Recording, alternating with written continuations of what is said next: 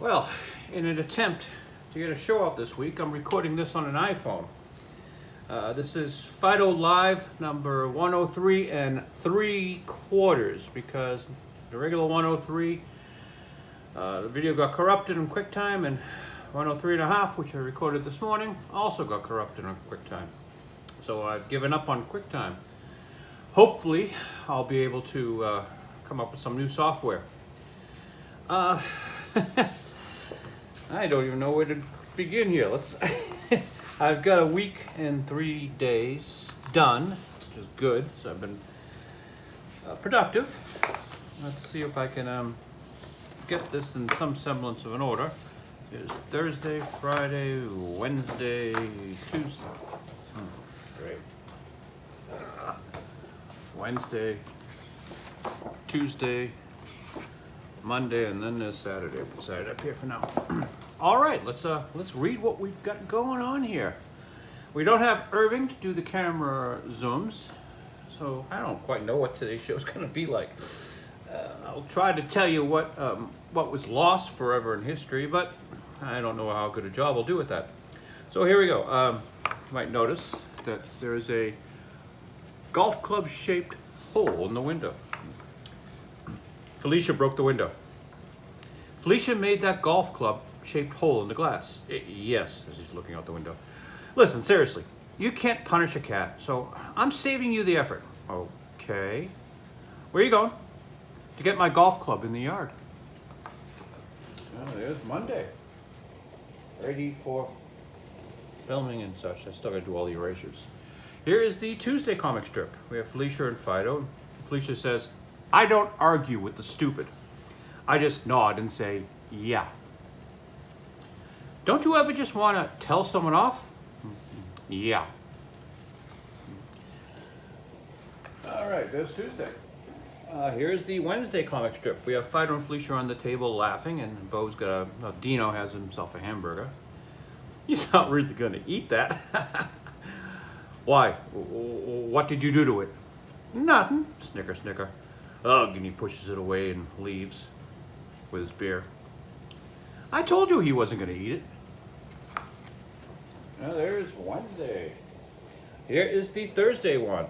If you want to zoom in there on the chess position, it's an actual playable game. Okay, Fido's playing the white, Felicia's playing the black, and Fido says, "It's your move. You're going to lose your queen." So Felicia picks up her queen and surveys the board and then brushes everything off onto the floor and lays on the board. Like I didn't see that coming. There's just one queen on this board. In case you don't know, cats are known to push things off tables. Yeah, believe it or not, yeah, that's what they do. Okay, here is the Friday. Of course, they spend Friday in the bar. So Fido and Felicia are arriving late. "You seem so certain." "Of course, I'm never wrong. I mean, if I'm wrong about this, what else could I be wrong about?" "Well, everything." "Oh, don't be silly. I'm a cat." Oh, there's the Friday. And let's pull down the Saturday, which we did some inking on the Fido 37 and a half. Oops, I hit the camera. It's horrible when you do that. Let's try to get the refocus in here. Come on, we can do it. You can do it. Oh well, there we go. Felicia's sitting on the couch. She says, "I'm angry today. Nobody better get in my way." And she looks in the bathroom, no one's there. Looks in the bedroom, no one's there. They're lucky they aren't home. Oh, there's the Saturday. Now, I wasn't sure if I was going to use this one, but we lettered it in the last show that will never appear. And we actually did all the penciling on the first show on this one. So let's go to this one. We don't know what day this will be, but sometime the week afterwards. Dino and sees Fido and Felicia sitting on the couch together. "I'm so happy you two are getting along." And they look at each other, fists clenched, and they start fighting. "You did that on purpose." "It's been too quiet around here." Here is the next one, where Felicia is sitting on Bo's stomach and he's sleeping. "Cats bring happiness to people's lives." "Go away." Goes to Dino, who's also trying to sleep. "Cats bring happiness to people's lives." Bring happiness somewhere else." So she's sitting on the porch, and Fido says, "What are you doing out here?" "I'm bringing happiness to people's lives." And here's the one I wasn't sure I was going to use. Now, you can't see it all that well, but Fido's on a phone, one of those phones with the twisty cords. Those used to exist long, long ago. In fact, they existed when the strip was first created, so... So Fido's on the phone, and he says, he's talking to whoever on the phone. He says, "You want to speak to the head of the household?" And Felicia pops in and says, "That would be me." "You just got here. What makes you head of the household?" "I'm the cat." She takes the phone. "Hello." And Fido walks away, and Bo says, "You gave that up easy." "I don't want to talk to a telemarketer." And Felicia's in the background saying, "Why, no, I'm not happy with my car insurance." That's that. Do I dare try to get any actual work done? Really, all the stuff to do is just background stuff. We're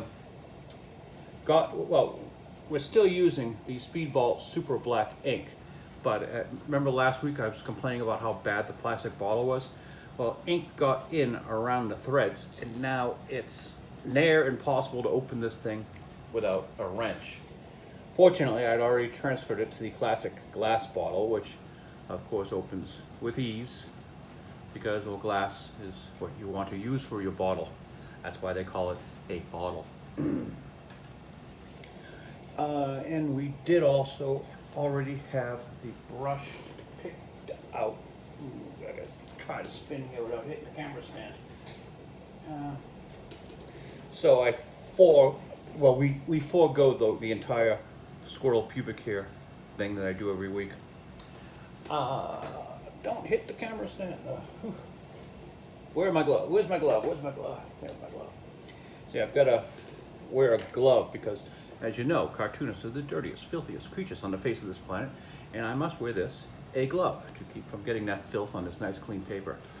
And also, I like to put down another sheet of clean paper to keep from smudging anything.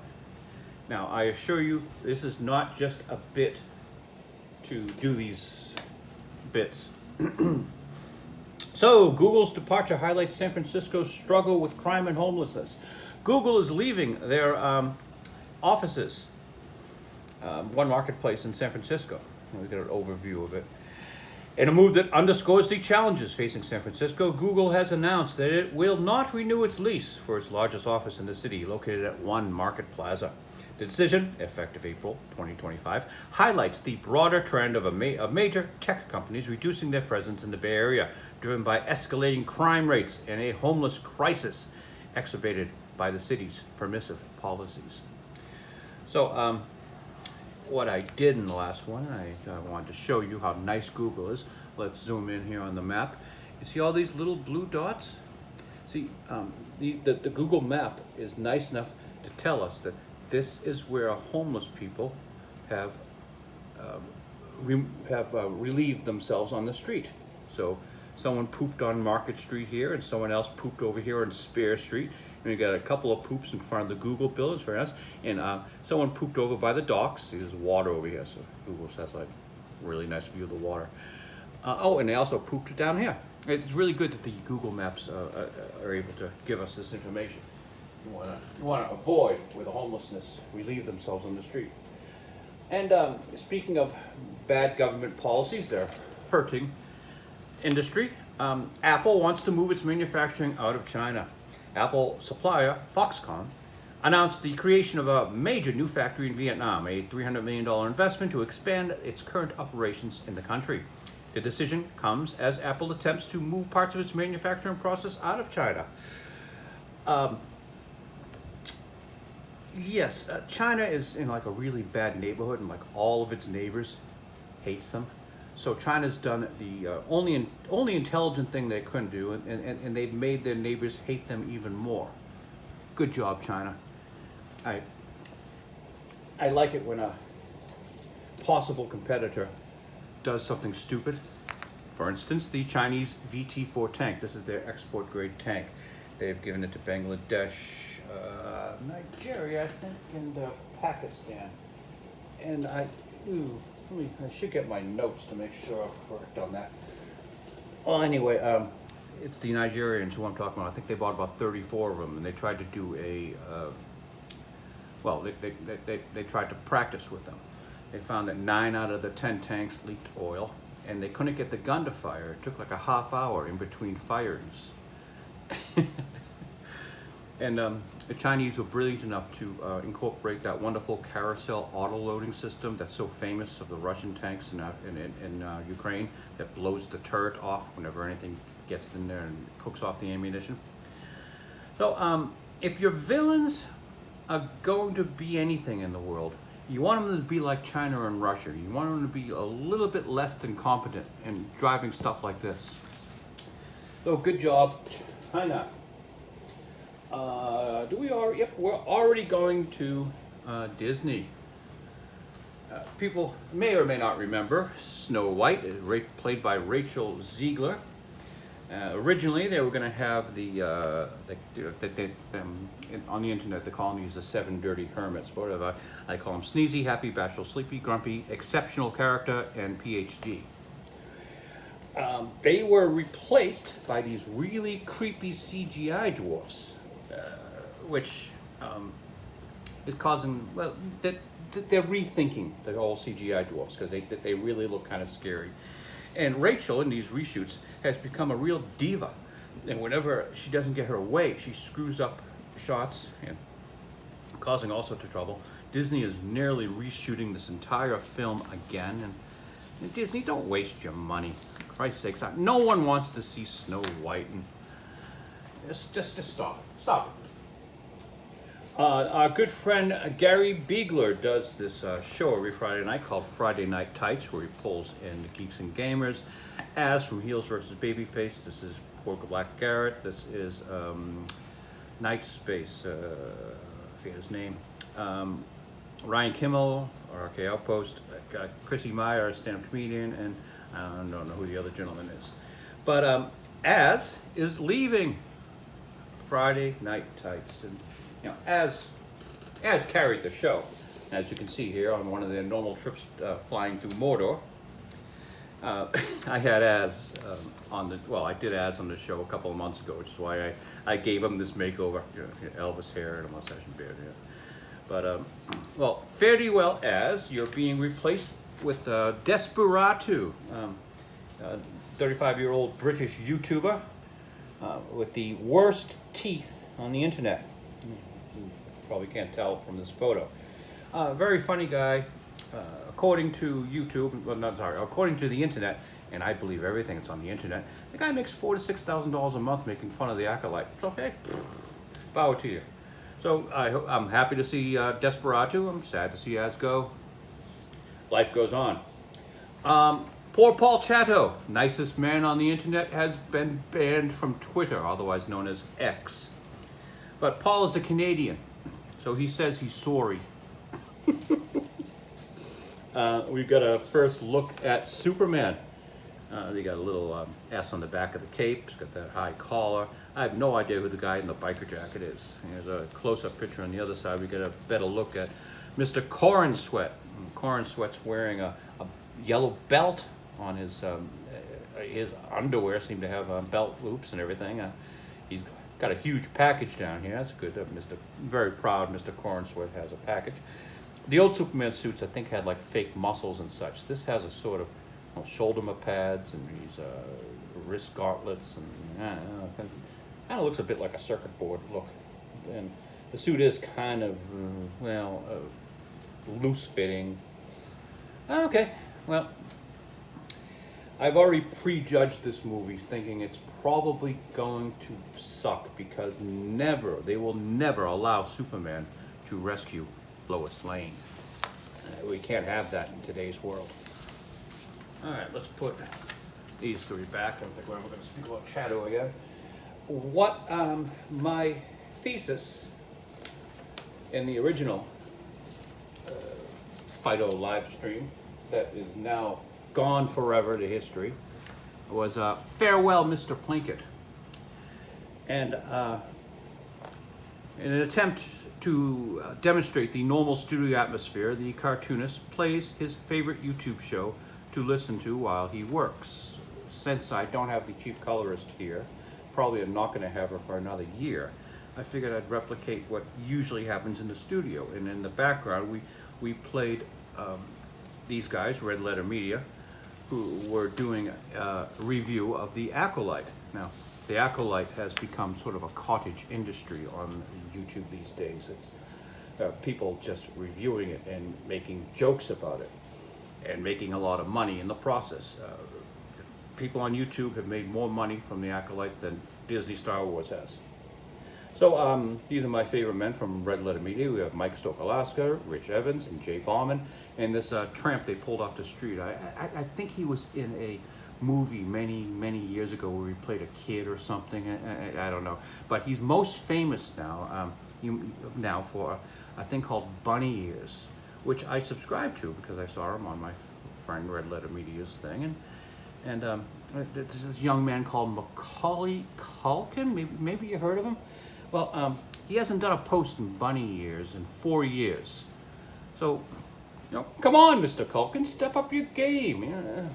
So anyway, believe it or not, my wife, the chief colorist, has a crush on this man, Mike Stokalaska.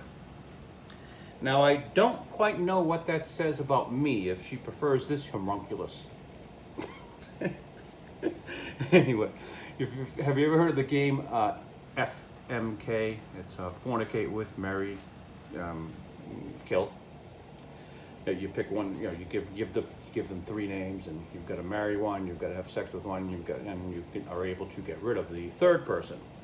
Now I'm pretty sure you can guess how this game worked with my wife, but I can give you a hint that Mr. Evans had to self-delete him. Had to be self-deleted. So. Red Letter Media is famous for these sort of reviews of movies. They started off doing a review of Star Trek, I think it was Generations, and using this character, Mister Plinkett, which is Mike Stokalaska's voice, but he does it in sort of slower, drunken slur. So he's playing a character because he thought his own voice was too boring. Unlike, he's not in love with the sound of his own voice like some other YouTubers. So, they're most famous for what they did with the prequels. They went up one side of the prequels and down the other, just trashing it. And that it has made like a YouTube industry. There are so many other people out there now who do just that sort of thing. They review movies in a humorous way, using characters and such, and playing clips of other stuff to put their point forth. Red Letter Media is probably never going to do that again. And I suggested that perhaps they were getting too lazy, too comfortable. In this review of The Acolyte that they did, they clutched their pearls and said, "Oh, how horrible it is that all these nasty people on the internet are saying all these bad things about Disney Star Wars," which of course is bad, but it's nasty that they're saying. And someone's worried about all these lore breaking when there are starving people in Africa? Yeah, there are starving people in Africa when you assholes were doing the prequels. What does that have to do with the price of tea in China? The entire review, they actually didn't get to reviewing the actual Acolyte thing until 3/4 into the damn show. I think it was an hour and a half. Like the last 40 minutes or so was actually talking about the Acolyte, and just the nastiness. And I'm not about nastiness. The attitude they displayed. They were almost shitting all over their own fans, saying, "Oh, we're far too above all this criticism," when that's how you made your channel. You were the original snarky, humorous critics. And I said, well, obviously, they're never going to do Plinkett again. And so in my thesis of the original, now lost, live stream, Fido Live, was Farewell, Mister Plinkett. This beloved character that we've enjoyed for so many years is probably dead. Probably never going to be used again.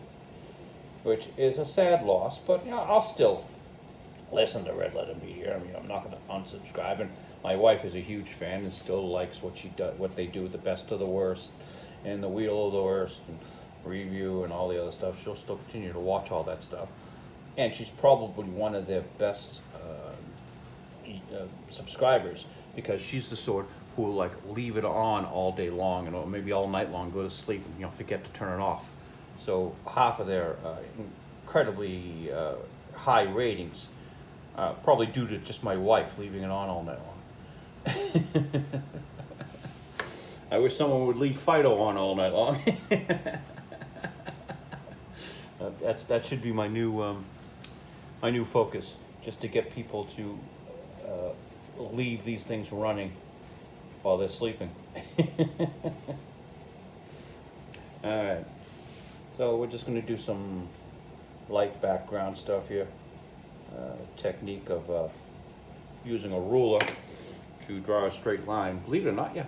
Wow, I use a ruler to draw a straight line, but with a brush, it's kind of difficult. You got to put it on edge and then run the finial along the edge of the ruler. You don't ever want to lay it flat and try to do this, because all you're going to do is get ink on your ruler. Now, we'll just do a little bit of. This isn't really cartooning. It's too bad. The shows that we lost, I actually drew that whole fight scene between Fido and Felicia for you. And at this point, I would have been playing the Red Letter Media review of the Acolyte in the background and commenting upon things that are said. But I guess the juiciest thing that came out of the entire commentary is something that's going to get me called a misogynist. Okay, I'm a misogynist. Let me explain something to you, to everyone. I'm sure everyone already knows this in their hearts, but someone's got to say it. Boys and girls are different. Men and women are different. If you give a boy a Batman, he's going to want to know all about the utility belt and the Batmobile and the Batcave and all of the villains and everything that goes into the lore of Batman. You give a girl a Batman, she takes him shopping. Boys and girls are different. Men and women are different. And you need a boy to run Lucasfilm. If you have a girl running Lucasfilm, well, I'm sorry, you get what you have now. So call me a troglodyte, call me a misogynist, whatever you want. I'm just telling you the truth. I gotta stop hitting the camera. It's a very awkward camera setup using the phone. And I'm not quite sure how long the phone will go.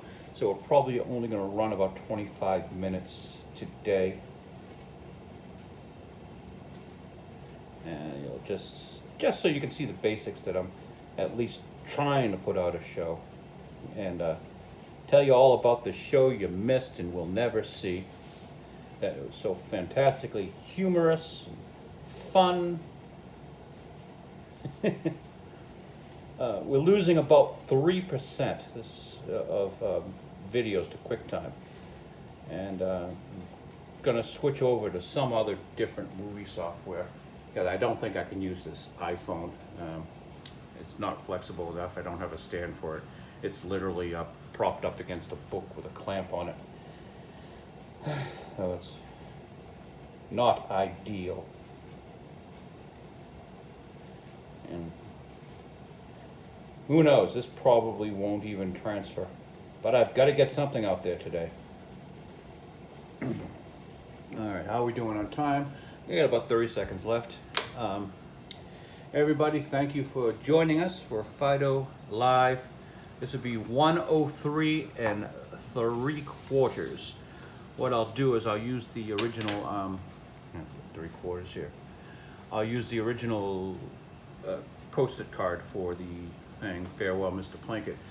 But we're just going to call this one the lame re-recording of 103. I hope to see you all next week, and if anyone knows any better software that works on a Macintosh, I'll be happy to hear it. Goodbye.